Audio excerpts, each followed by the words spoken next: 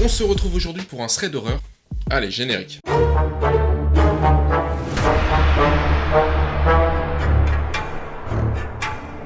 Nous allons suivre l'histoire de Diana, 23 ans, qui habite dans le sud de la France. Nous sommes en été 2021, Diana rencontre un passage à vide nécessitant la consultation de psychologue. Après quelques recherches, elle se dirige vers une organisation venant en aide aux personnes ayant des difficultés, officiant dans des locaux situés dans un grand bâtiment hébergeant plusieurs entreprises. Diana nous explique qu'il y a pas mal de mouvements dans ce bâtiment avec un flux de personnes et clients constant. Lors d'une journée un peu plus maussade qu'à l'accoutumée, Diana se rend au rendez-vous hebdomadaire. Rien ne va.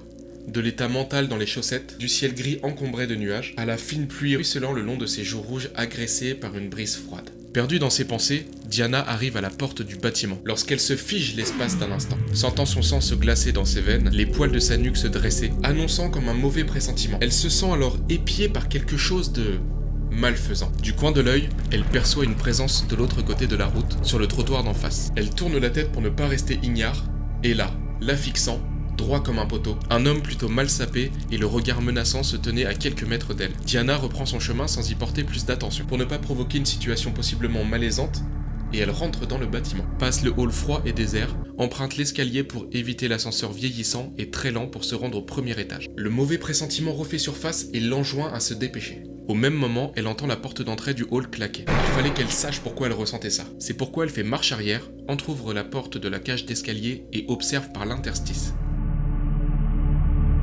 Quelqu'un passe devant en direction de l'ascenseur. Diana ayant le souffle coupé, surprise de le reconnaître, c'était lui. L'homme du trottoir d'en face avec cette aura si négative. D'un bond, elle se rue dans les escaliers, les monte 4 à 4, arrive au premier étage, court en direction de l'accueil et s'annonce à la secrétaire. Sans en dire un mot, elle s'assoit dans la salle d'attente et se perd dans ses pensées. C'est vrai que Diana, elle avoue être friande de threads d'horreur qu'elle écoute et qu'elle suit sur internet. Et elle se demande à ce moment-là si elle n'en rajouterait pas et que son état dépressif n'altérerait pas sa perception de la réalité.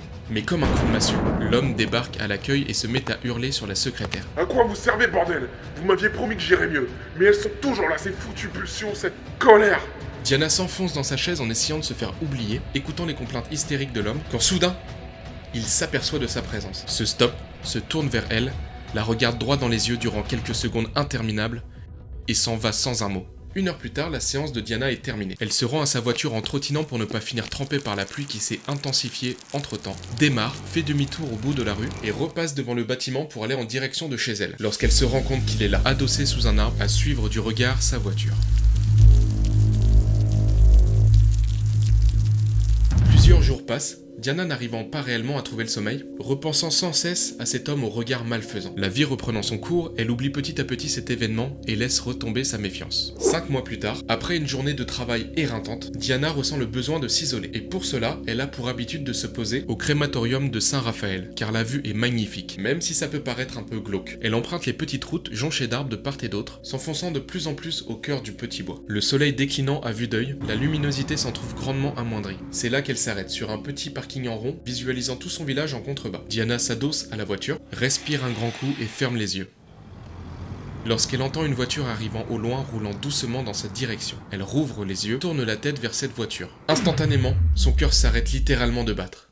C'était lui, les yeux écarquillés, le cœur tambourinant dans sa poitrine, elle est comme paralysée face à la situation, ne sachant que faire. En quelques secondes, elle se remémore les 5 derniers mois, comme si elle recouvrait la mémoire d'un coup et se rappelait de plein de moments que son cerveau avait préféré refouler. Il était là, il avait toujours été là, dans l'ombre de Diana, à la sortie du travail, dans le supermarché qu'elle fréquentait, dans la salle de cinéma, au restaurant, à quelques tables d'elle et ses amis, d'elle et sa famille. Sait-il où elle habite? En 2 temps 3 mouvements, elle saute dans sa voiture, démarre et part en trombe. En arrivant au niveau de sa voiture, leurs regards se croisent. L'homme esquissait un petit sourire satisfait, comme si la situation l'amusait. Traumatisée à vie, Diana déménagea dans une nouvelle région, qu'elle ne divulguera évidemment pas sur internet pour éviter de revivre la même histoire. Car c'est vrai que nous ne sommes jamais assez prudents.